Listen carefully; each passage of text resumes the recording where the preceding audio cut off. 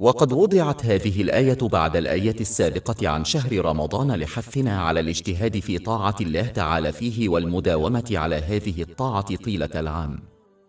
سورة البقرة الآية 185. شهر رمضان الذي أنزل فيه القرآن هدى للناس وبينات من الهدى والفرقان فمن شهد منكم الشهر فليصم ولتكملوا العدة ولتكبروا الله على ما هداكم ولعلكم تشكرون. ومن الطبيعي أن يؤدي هذا التصرف إلى المداومة على الدعاء إلى الله تعالى، وهو عبادة مرتبطة بالأعمال الصالحة كالصلاة المكتوبة. الآية الرئيسية مثل كثير غيرها تشير إلى أعلى مرتبة يمكن أن يصل إليها الإنسان في هذه الدنيا، ألا وهي العبد لله تعالى. سورة البقرة الآية 186. وإذا عبادي. في كثير من المواضع التي يتحدث فيها الله تعالى عن الأنبياء عليهم السلام فإنه كثيرا ما يشير إليهم بأنهم عباده بدلا من أن يشير إليهم بأنهم أنبياء عليهم السلام.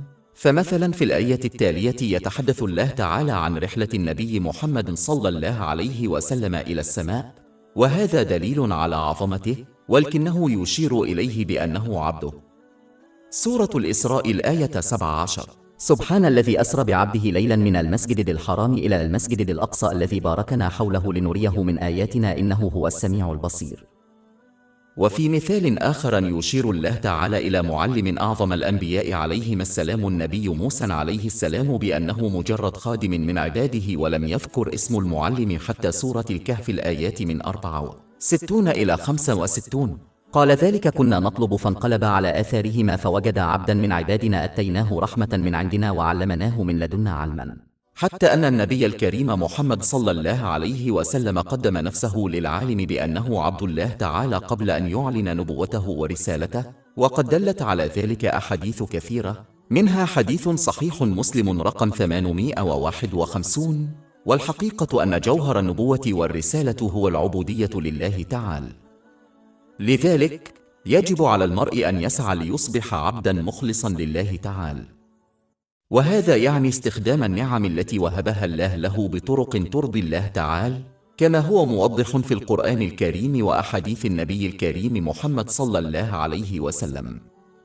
من المهم أن نتذكر أن العبد يفهم أن واجبه هو السعي دائما لرضا سيده الله تعالى. واجبه ليس السعي لرضا نفسه أو رضا الآخرين، إنه لا يرغب في إرضاء الآخرين بل يشجع الآخرين على السعي دائما لرضا الله تعالى، تماما كما يسعى للقيام بذلك، حيث أن الخلق بأكمله هم عباد الله تعالى سواء طوعا أو كرها. بالإضافة إلى ذلك يقبل عبد الله تعالى أن كل ما يملكه قد خلقه ومنحه له سيده الله تعالى، وبالتالي فهو ينتمي إليه بما في ذلك حياته الخاصة.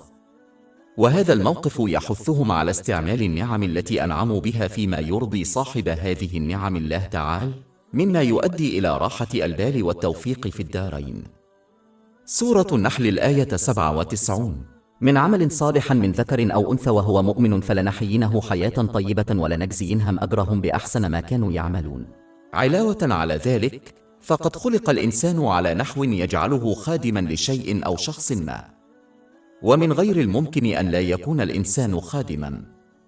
يمكن للإنسان أن يتصرف كخادم لله تعالى، مما يؤدي إلى راحة البال والنجاح في العالمين، لأنه وحده يتحكم في قلوب الناس الروحية دار راحة البال، وبالتالي فهو يقرر من ينال راحة البال ومن لا ينالها. بالإضافة إلى ذلك فإن خدمة الله تعالى تؤدي إلى راحة البال والجسد، حيث لن يهدف المرء إلا إلى إرضائه في حياته اليومية، وإرضاء سيد واحد على أسياد متعددين أسهل بكثير، خاصة عندما يكون سيدهم رحيما للغاية ولا يتوقع سوى القليل من الجهد من عبده، في حين أن من يرفض عبودية الله تعالى سيصبح حتما خادما لأشياء أو أشخاص آخرين، مثل أرباب العمل، مثل المديرين التنفيذيين في هوليود والمجتمع ووسائل التواصل الاجتماعي والأزياء والثقافة.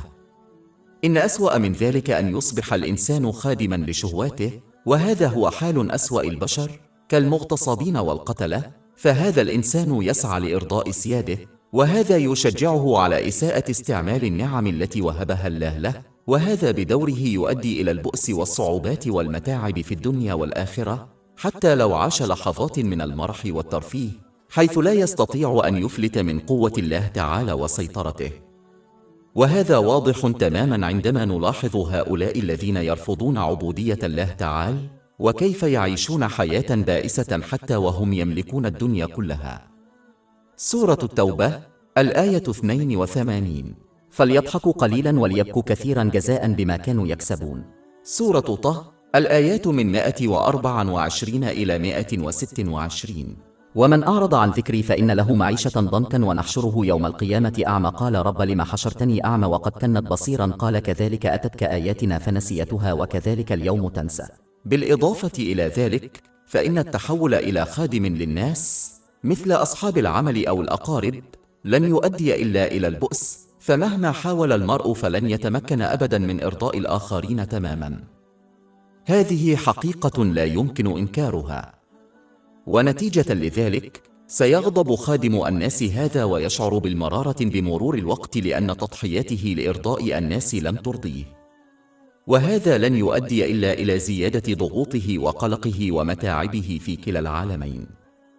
ولذلك وبما أن العبودية أمر لا مفر منه، فينبغي لكل إنسان أن يرحم نفسه ويختار عبودية الله تعالى على عبودية غيره، لأن هذا وحده يؤدي إلى راحة البال والنجاح في الدنيا والآخرة. وهذه العبودية تتضمن استخدام النعم التي وهبها الله للإنسان في الأمور التي ترضي الله تعالى، كما هو مبين في التعاليم الإسلامية. سورة المائدة الآيتان من 15 إلى 16. قد جاءكم من الله نور وكتاب مبين يهدي به الله من اتبع رضوانه سبل السلام ويخرجهم من الظلمات إلى النور بإذنه ويهديهم إلى صراط مستقيم. سورة البقرة الآية 186. وإذا سألك عبادي عني. إن هذه الآية تدل على أهمية معرفة صفات الله تعالى عن طريق النبي محمد صلى الله عليه وسلم، حيث إن معرفته مستمدة من القرآن الكريم الذي أوتيه وأحاديثه، وهذا هو السبيل الوحيد لفهم الله تعالى فهما صحيحا وفقا لإمكانات الإنسان حتى يتمكن من طاعته طاعة صحيحة. إن معرفة صفات الله تعالى من مصادر بديلة قد تؤدي إلى عدم احترام الله تعالى، معتقدة أنها تكرمه، بل وقد تقوده إلى الكفر. فمثلا عندما يتجاهل الإنسان دراسة صفات الله تعالى التي وردت في القرآن الكريم وأحاديث النبي محمد صلى الله عليه وسلم، فإنه قد يتبنى بسهولة التمني فيما يتعلق برحمته ومغفرته، فيظن أنه يملك الأمل في رحمة الله تعالى، مع أنه لا يملك سوى التمني، وهذا لا قيمة له في الإسلام.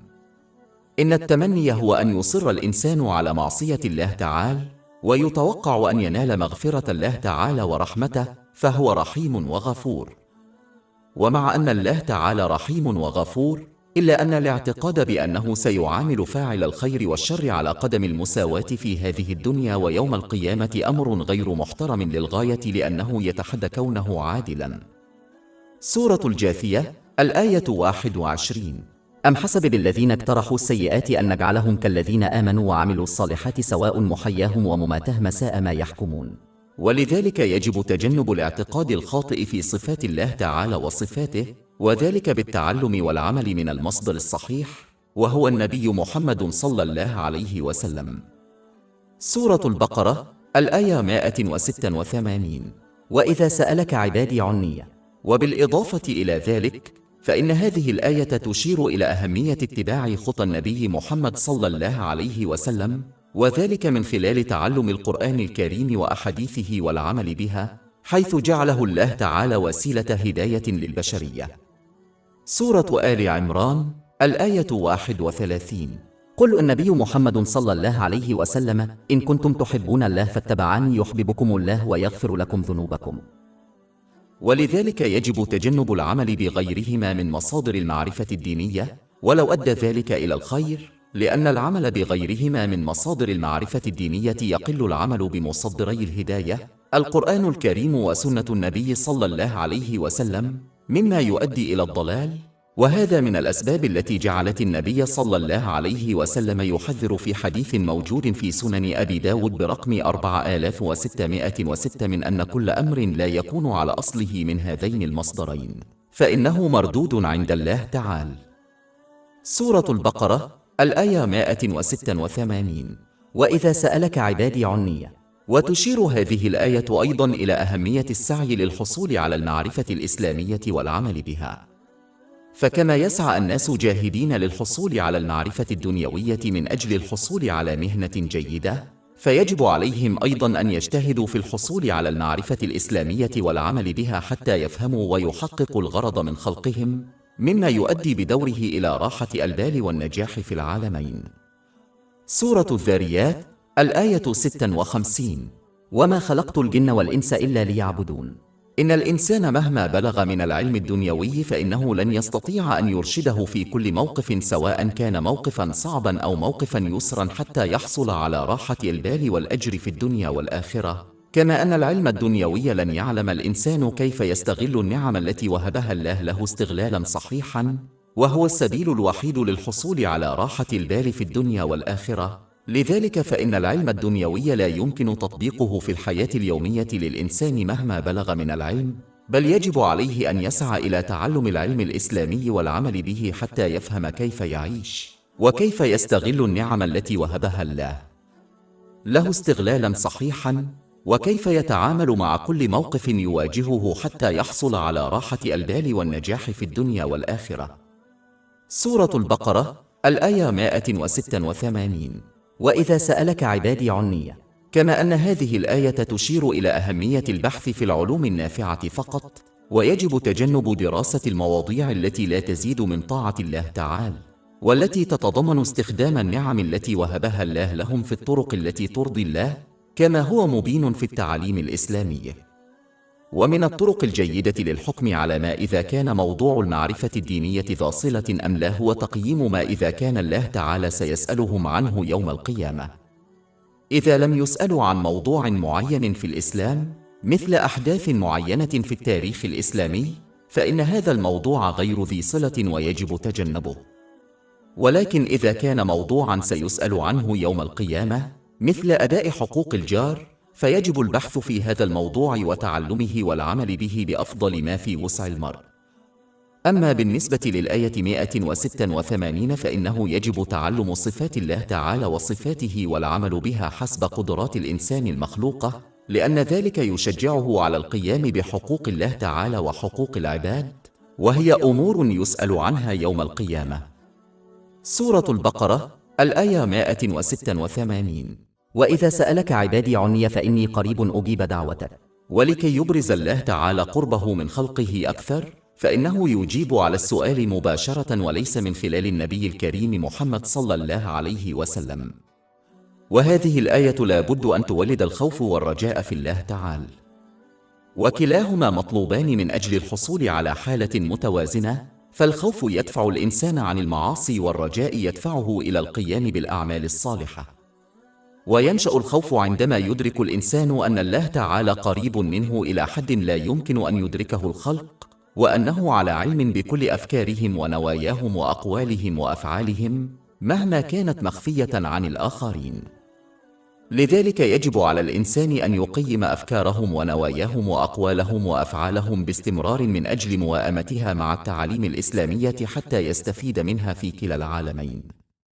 والأمل ناشئ عن الآية الرئيسية، فمهما كانت الظروف الصعبة التي يواجهها الإنسان، فلا بد أن يعلم أن من يحبه ويهتم به أكثر من أي شخص آخر قريب منه، ويراقب كل مشاعره وأفكاره وأفعاله طوال محنته. وكما يرتاح الإنسان عندما يكون برفقة حبيب، فإنه ينبغي أن يرتاح أكثر عندما يعلم أن الله تعالى يرافقه ويراقبه دائما. ومن يفهم هذه الحقيقة حقا نادرا ما يشعر بالوحدة، لأنه يعلم أن الله تعالى معه أينما كان ومهما كان وجهته. سورة الحديد الآية 4. وهو معكم أينما كنتم. إن الله تعالى قريب من كل إنسان إلى درجة أنه يستجيب مباشرة لمن يدعو. سورة البقرة الآية 186. إني قريب أجيب دعوة الداعي إذا دعان. ولكن من المهم أن نلاحظ أن استجابة الله تعالى تكون دائما وفقا لعلمه اللامتناهي وتوقيته ووفقا لما هو أفضل للشخص الذي يدعو. ومن المؤسف أن كثيرا من الناس يخطئون في فهم مفهوم الدعاء إلى الله تعالى، ويفترضون أنه لا يسمع ولا يستجيب لهم، لأنهم لا يحصلون على ما طلبوه بالضبط وفقا لجدولهم الزمني ووفقا لرغباتهم وخططهم. لا ينبغي أبدا التعامل مع الله تعالى وخزانته اللامتناهية كمتجر يقدم فيه المرء النقود ويشتري ما يريد بالطريقة التي يريدها وفقا للجدول الزمني الذي يريده.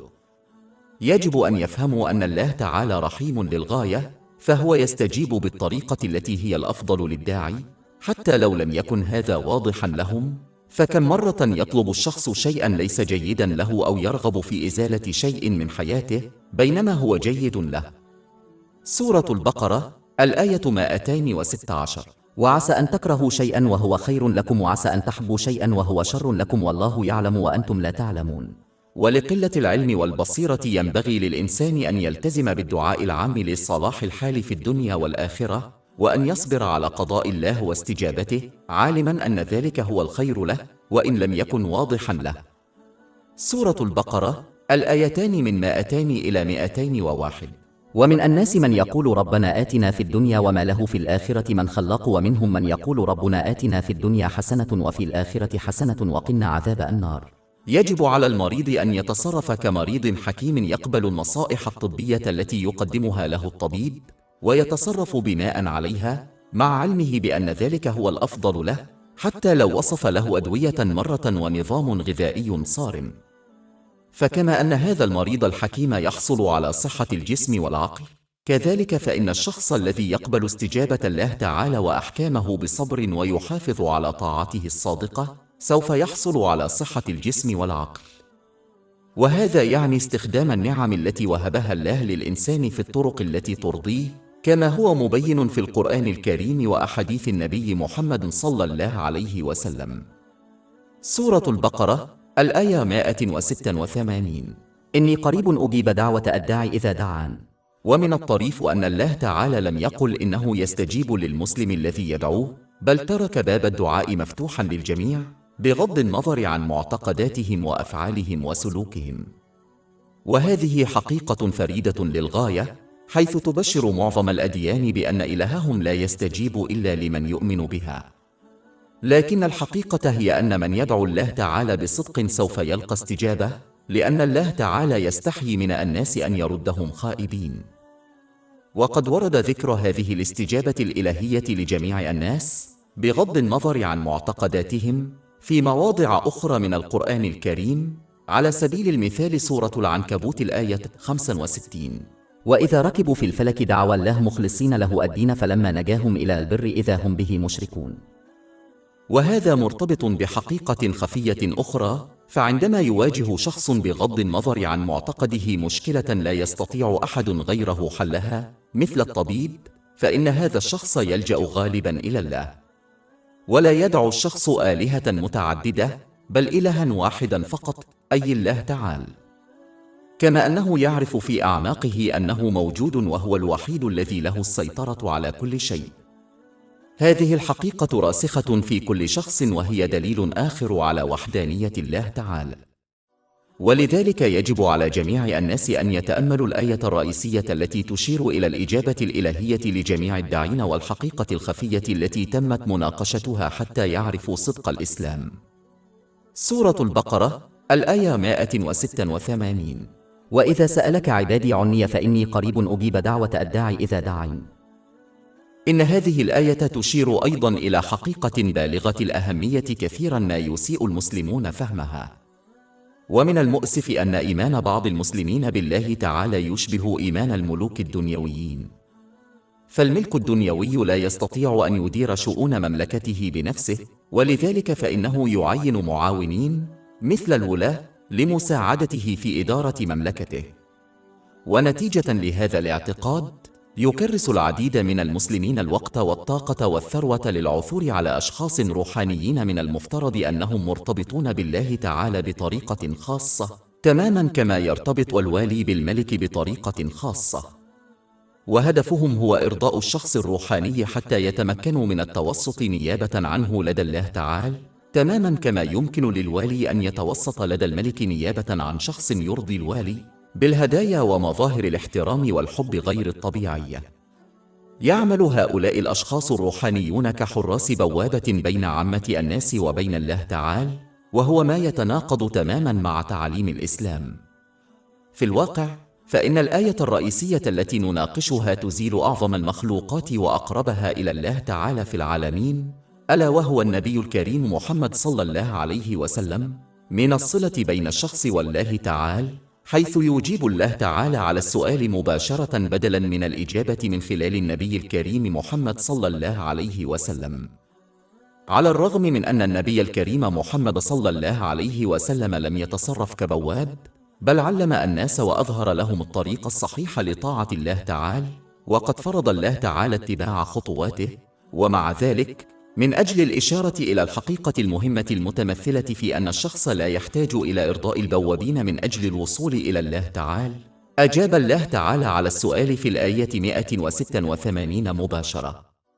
لذلك يجب على المسلم أن يتعلم المعرفة الإسلامية من معلم مؤهل، وأن يظهر لهم الاحترام الذي يستحقونه، ولكن لا ينبغي لهم أن يعتقدوا أنه يجب عليهم عبادة الأشخاص الذين يبدو أنهم روحانيون من أجل الوصول إلى الله تعالى وإرضائه.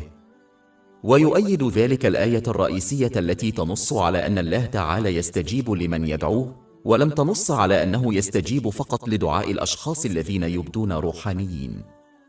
سورة البقرة الآية 186: إني قريب أجيب دعوة الداعي إذا دعان. ثم يذكر الله تعالى حقيقة منطقية مفادها أن من أراد من الله تعالى أن يستجيب لحاجاته فلا بد أن يستجيب أولاً بتحقيق إيمانه به، وهذا يعني استعمال النعم التي وهبها الله للإنسان فيما يرضيه، كما بينته تعاليم الإسلام. سورة البقرة الآية 186: إني قريب أجيب دعوة الداعي إذا دعين فليستجيبوا لي. وقد أشار الجزء التالي من الآية 186 إلى تحقيق الإيمان عملياً. سورة البقرة الآية 186: إني قريب أجيب دعوة الداعي إذا دعين فليستجيبوا لي وليؤمنوا بي. إن الأعمال الصالحة هي الدليل والسند الذي يحتاجه الإنسان ليحصل على راحة البال في الدنيا والآخرة.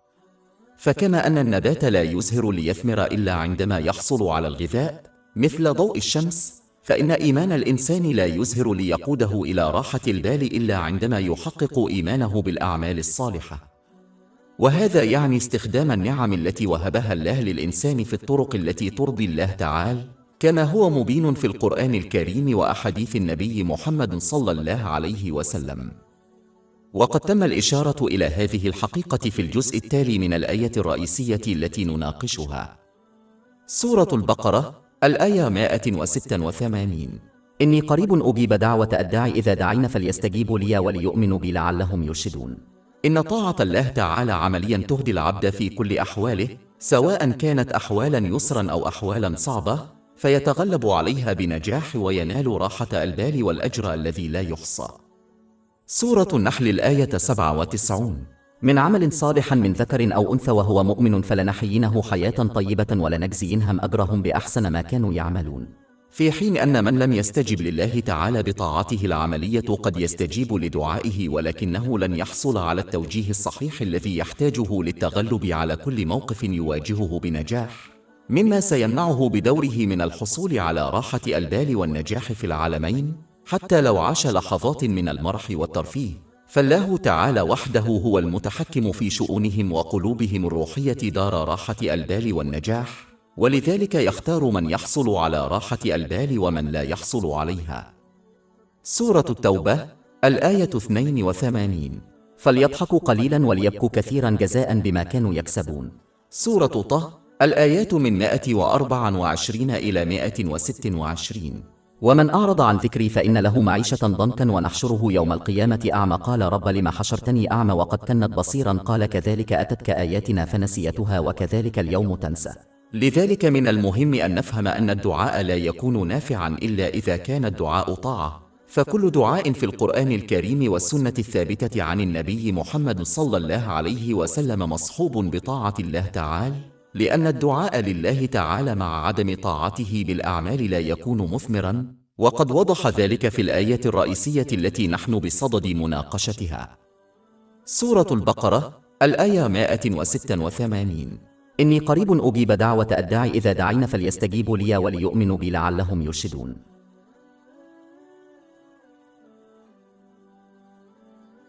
أكثر من 500 كتاب إلكتروني وكتب صوتية ورسوم بيانية وملفات بودكاست ومدونات مجانية متاحة على موقعنا الإلكتروني www.shaibud.com.